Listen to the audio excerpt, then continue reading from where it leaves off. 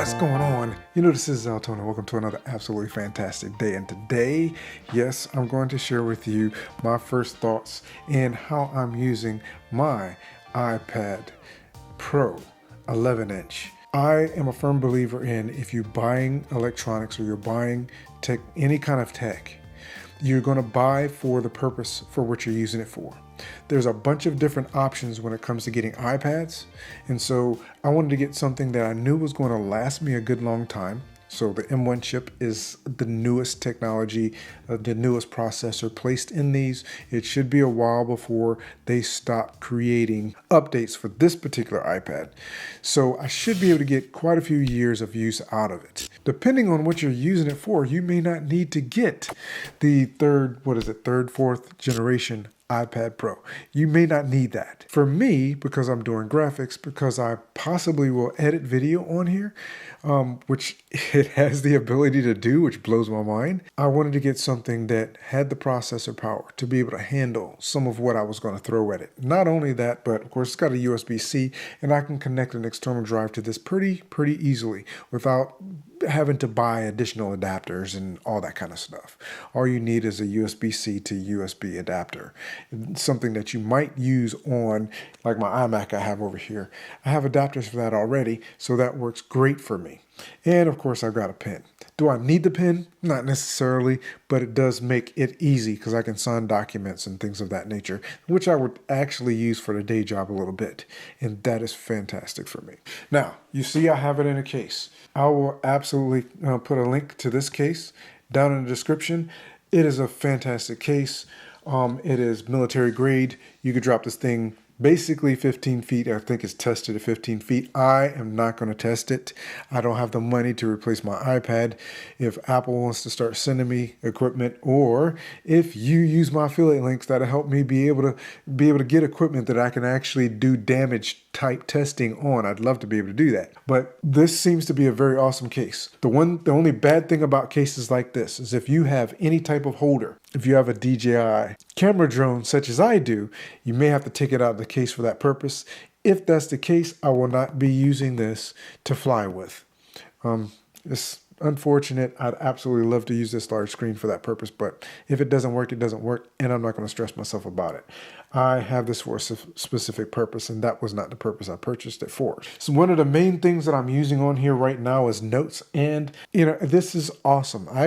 Peter Lundgren, I think his last name, I think that's how you pronounce his last name. He's from Sweden. Great dude. And he gave me the idea of using notes to actually jot down. Because before in the past, what I would do is I'd use my cell phone and I'd send myself text messages. And that can get rather cumbersome. You got text message after text message after text message of information or thoughts or ideas of stuff that I wanted to use in video.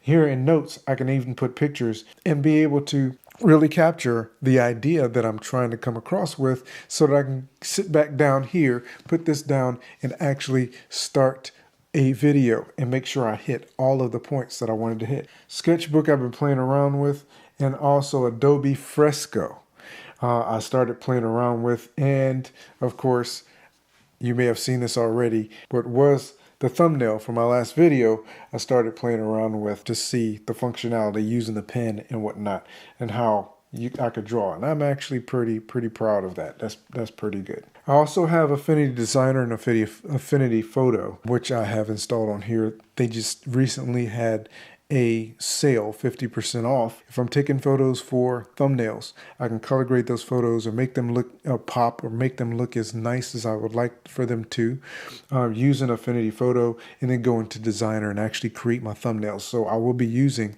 this to create all of my thumbnails and upload my thumbnails from here. I read books and I study, and I'm using this right now also to study for my Part 107. Part of the reason why you have not seen a lot of drone video from me, even from the Mini 2, is because I am not yet certified.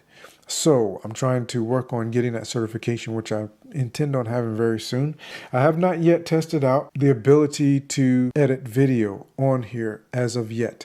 I think I'm going to try to do that soon, and then I'll share that experience with you as well. But the biggest thing I wanted to share with you is, again, how it is that I have this set up, what I'm using it for. I tried to make sure that I got my icon set so it makes sense.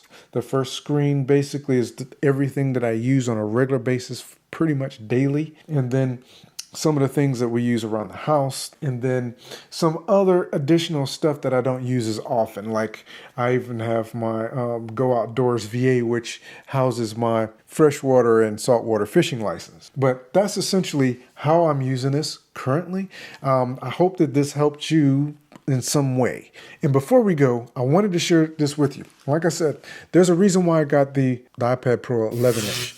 And I got the newest version, the newest generation. The reason why I did that is because, again, I wanted to make sure that as they update the iOS for the next couple of years, and who knows, this thing may not last that long, but for the next couple of years, it will be supported, because I do not want to keep having to replace this. It's not a very cheap piece of equipment. So the main question that you want to ask when you start making a choice on whether this is the one you want to get, or if you would prefer to go just get a regular iPad or iPad Air, as you make a choice on what it is that you want to purchase or what you want to use, you want to keep in mind what the purpose is. Don't try to predict the future and what you're going to use this device for. If it's not something that you're currently doing, if you try to buy in with the idea of predicting the future and what you're going to use the device for, what you will end up doing is spending more than what you need to.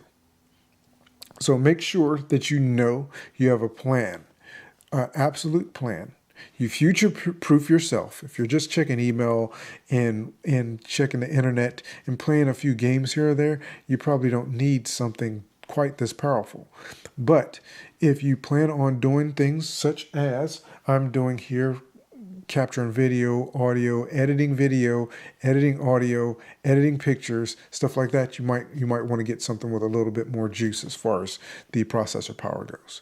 But essentially, you want to make sure that you purchase what is necessary for you to be able to accomplish what it is that you need to accomplish.